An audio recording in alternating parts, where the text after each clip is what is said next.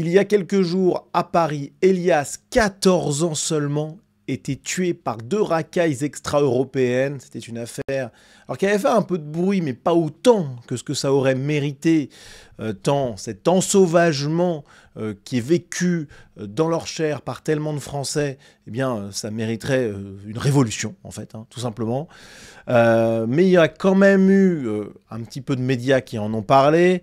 J'en ai fait une vidéo, Elias, victime de l'immigration et du gauchisme, où je pointais du doigt la responsabilité de cette idéologie de gauche, à la fois dans l'immigrationnisme, à la fois dans le laxisme, parce que les 2 racailles, évidemment, étaient connus des services de police, mais aussi dans l'approche gauchiste de la sanction par rapport à ces familles, où je montrais que la mère du 14e, énorme gauchiste, s'était vantée d'avoir mis des mots sur cette situation, d'avoir arrangé les choses, apaisé, etc. J'apprenais même dans cette vidéo que je vous invite à regarder si vous ne l'avez pas déjà fait, que les familles des 2 racailles, pour les calmer, avaient bénéficié d'un soutien financier direct ou indirect via des HLM, etc., de l'État, voilà. Donc responsabilité du gauchisme à tous les étages, ce qui n'enlève rien à la responsabilité, bien entendu, des 2 racailles, évidemment. Mais c'était donc une affaire atroce, et on a aujourd'hui, eh bien, un communiqué des parents d'Elias qui a été publié, donc c'est atroce. Elias aurait dû avoir 15 ans le 14 février 2025. Elias n'aura jamais 15 ans. Bon, enfin, si on est responsable politique et qu'on a de près ou de loin à voir avec cette affaire, franchement, on doit au moins, par honneur, par décence, mais envers soi-même, hein, même pas envers les autres, envers soi-même, se poser la question de la démission. Hein. Je veux dire, des excuses publiques aussi, bien entendu, hein, mais c'est abominable de dire ça. Donc Elias a été agressé avec une violence inouïe par 2 mineurs décomplexés qui déambulaient en toute liberté ensemble, l'un armé d'une machette, l'autre d'une hachette. Donc c'est là où c'est intéressant, c'est qu'on a parlé de coup de couteau, mais c'est faux. C'était un coup de machette. On est dans la brousse africaine, en fait, à Paris. Si le motif de ces 2 jeunes était de récupérer le téléphone d'Elias, ils ne se sont pas arrêtés là. Loin de s'en contenter, alors pourtant qu'Elias avait remis spontanément son téléphone portable, terrorisé à la vue des armes de ses agresseurs, il a reçu un profond coup de machette et non un simple coup de couteau, comme il a pu être écrit. Notre fils est mort, notre chagrin est immense, notre vie est détruite. Bon, on ne peut évidemment que penser à cette famille, et enfin, franchement, mais... il n'y a pas de mots, voilà. Je ne commenterai pas plus, mais c'est atroce. Ce qui est intéressant quand même dans ce communiqué qui est en 2 parties, alors il y a beaucoup de questions qui sont posées par ses parents. Comment 2 adolescents armés, interdits de contact entre eux par la justice, connus défavorablement des services de police et judiciaires pour des faits similaires, ont-ils pu, en toute impunité, poursuivre leurs exactions ? Ça, c'est le laxisme gauchiste 100%. C'est inacceptable. Les gauchistes ont du sang sur les mains. Pas que celui d'Elias d'ailleurs, hein. Celui de bien d'autres victimes innocentes. Comment justifier l'appréciation clémente de la justice qui les a laissés placer sous un contrôle judiciaire inapplicable et inappliqué ? Là encore, laxisme gauchiste. Et en plus de ça, sous l'afflux des criminels et des délinquants qui sont emprisonnés aujourd'hui, afflux qui provient quand même en grande partie de l'immigration extra-européenne, hein, si ce n'est en immense partie, eh bien, l'application des peines est complexe en France, voilà. On est dans un pays qui est saturé d'immigration extra-européenne et ça complique toute la vie en société, mais alors particulièrement les applications des peines. Comment justifier, continuent les parents, une justice éducative face à des jeunes de plus de 16 ans qui refusent de respecter leurs obligations découlant de leur placement sous contrôle judiciaire et qui se vantent de commettre des infractions pénales de manière réitérée et habituelle. Elias est décédé, Elias n'est pas un simple fait divers, Elias est mort en raison d'une impunité dans laquelle se sont sentis 2 mineurs malgré une prise en charge éducative et pénale. D'autres avant lui ont été tués dans des circonstances similaires. Effectivement, ce n'est pas un cas isolé, ce n'est pas un fait divers, c'est un drame absolu qui est aussi un fait de société. Voilà. Et on aimerait que les sociologues de gauche oublient un peu leur aveuglement obscurantiste et religieux sur toutes ces questions, parce que ça traite à l'immigration, donc là tout de suite, voilà. Mais on aimerait bien que ces sociologues ils fassent un peu de travail sur ces faits de société-là. Et ce qui est intéressant dans ce communiqué, et j'en conclurai là-dessus, c'est qu'il y a un appel à faire changer la loi. Il y a un appel à destination des politiques afin qu'ils se saisissent de ce drame et qu'ils fassent en sorte qu'il n'y ait pas d'autre Elias. Donc il y a de la part des parents un rejet de ce discours horrible de la gauche, pas de récupération politique, etc., etc. Les hommes politiques, les commentateurs politiques, etc., ont évidemment le devoir de se saisir de ce drame, dans le respect, bien sûr, de tout le monde, hein, mais parce qu'il n'est pas isolé, et parce qu'il veut dire quelque chose de l'évolution de la société, évidemment qu'on doit en parler, et évidemment qu'on doit en tirer des conclusions politiques. Mais ça, la gauche, elle n'accepte pas. Regardez ce qui s'est passé au conseil municipal de Paris, où Anne Hidalgo, l'une des plus atroces figures de la gauche, hein, parce que là, on a le côté alors, moins radical que certaines personnalités politiques de gauche, hein, j'entends. Enfin, quoique, ça peut se discuter déjà, mais bon, globalement, par rapport à un Mélenchon, Boyard, Delogu, bon, c'est un peu plus dans la normalité de la gauche, on va dire. Mais ça reste extrémiste, hein. Mais c'est quelqu'un qui a un pouvoir de nuisance phénoménal et qui en a fait usage. C'est une bobo parisienne dernier degré, qui est en train de détruire Paris. Alors, est-ce que les électeurs le comprendront? À voir, à voir. Rien n'est moins sûr. En tout cas, lors de ce conseil municipal, il y a eu une scène hallucinante qu'on va commenter ensemble. Il s'agissait de la prise de parole de Nelly Garnier, conseillère de Paris, de droite, dans l'opposition. Et elle a justement voulu dire la réalité. Elle a voulu mettre la gauche en face de sa responsabilité dans cette affaire, sans dire, évidemment, que c'était la gauche qui avait tué Elias. Mais vous allez voir, elle parle quand même d'une forme inconsciente, enfin évidemment, mais de complicité. Et elle a raison. Et ça n'a pas plu du tout à la gauche. On va regarder son intervention ensemble. Vous allez voir, c'est incroyable. On l'écoute. Un tel drame est toujours une mauvaise rencontre au mauvais moment. Mais ce n'est pas que cela. Et le réduire à cela, c'est se dédouaner de toute responsabilité. Paris est une ville où la délinquance reste structurellement très élevée. Ces mots, ce sont vos mots, monsieur le préfet de police. La lucidité est la première des vertus en matière de politique publique. C'est pourquoi, monsieur le préfet de police, nous vous savons gré de votre lucidité, car on ne peut pas agir dans le déni. Or, j'assume de le dire, la gauche parisienne est dans le déni.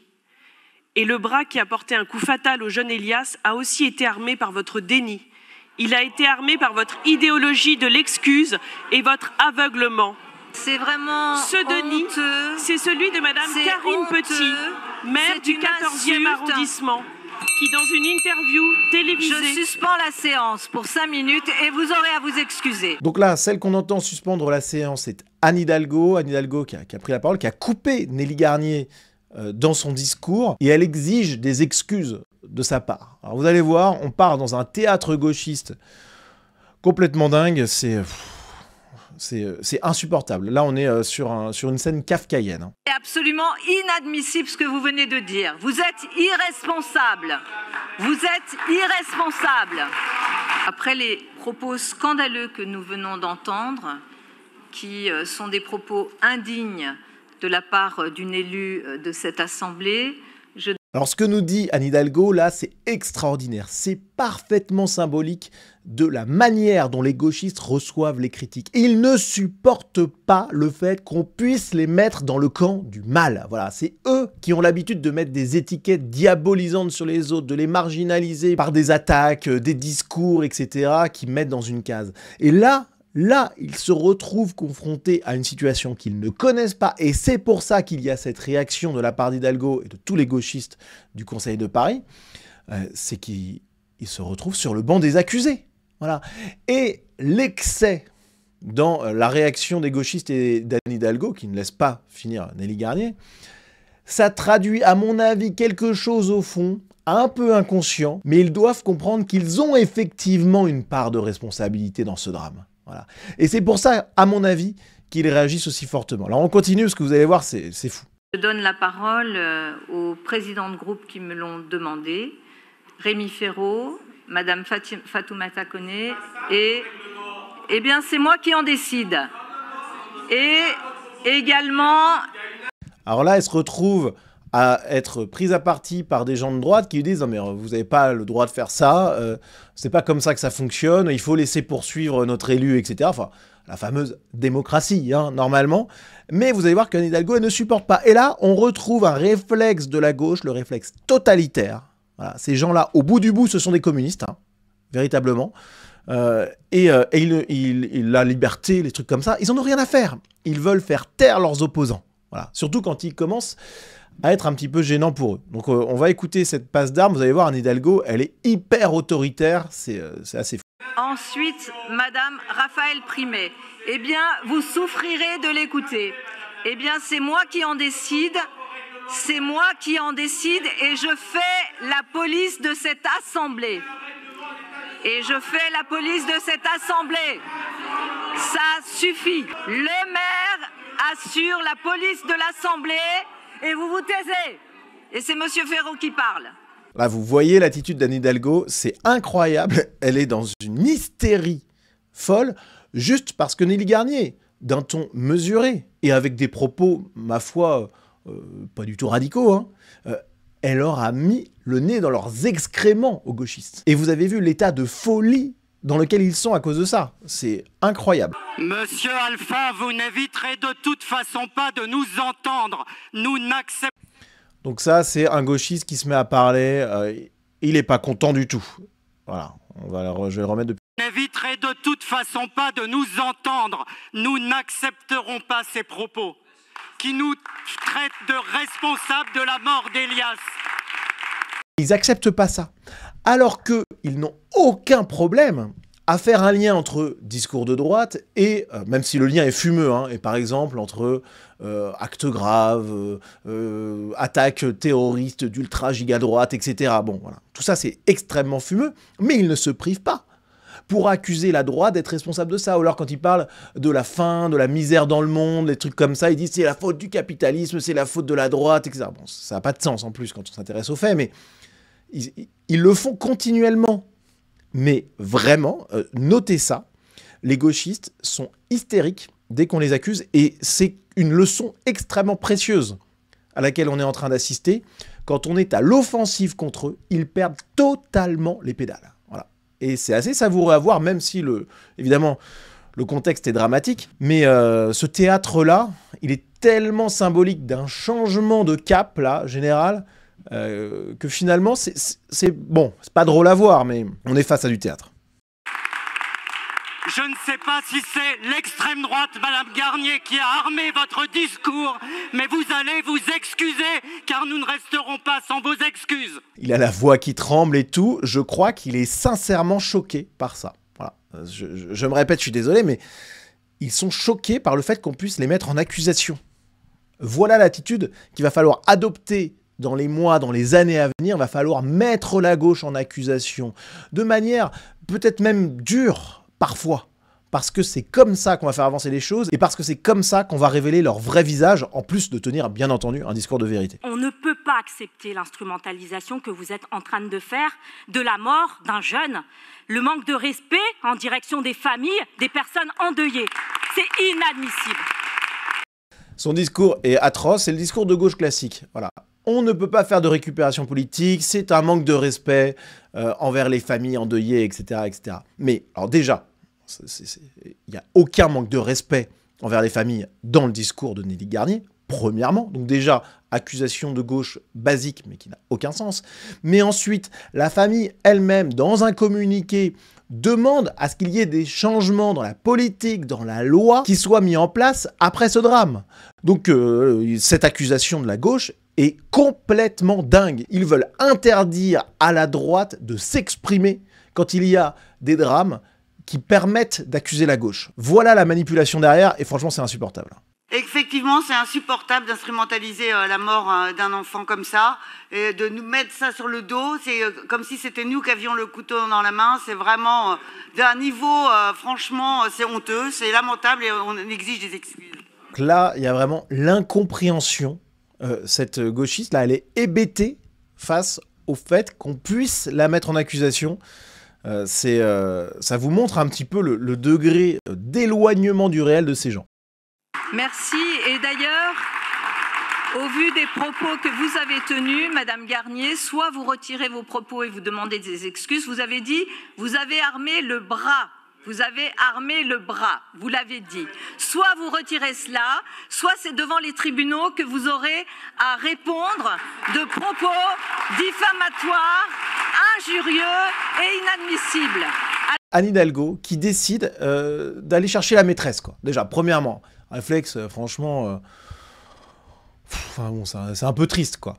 Je rappelle, les propos sont mesurés, c'est dit d'un ton quand même plutôt urbain, enfin même très urbain, il y a aucun problème. Eux, ils voient ça comme un drame absolu et ils vont aller attaquer en justice. Donc vous voyez la méthode des gauchistes pour faire taire ceux qui les accusent.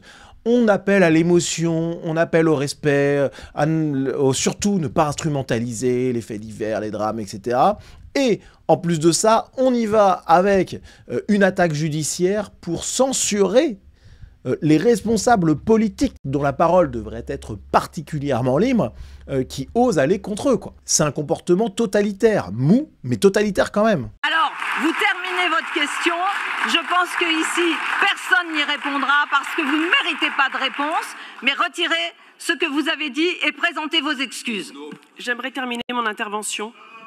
Bon alors là, c'est énorme parce qu'en fait, Anne Hidalgo exige que Nelly Garnier présente des excuses, ce qu'elle ne fera pas, ce qui provoquera encore de l'émoi dans la salle. Bon, j'en resterai là parce que je pense qu'on a déjà fait assez sur cette séquence, mais ça montre bien, franchement, à quel point Anne Hidalgo, eh bien, c'est une personnalité politique extrêmement nocive et à quel point la gauche, elle se sent quand même en danger. Voilà, il y a le vent politique et idéologique qui est en train de tourner et cette scène incroyable, elle en est une parfaite illustration.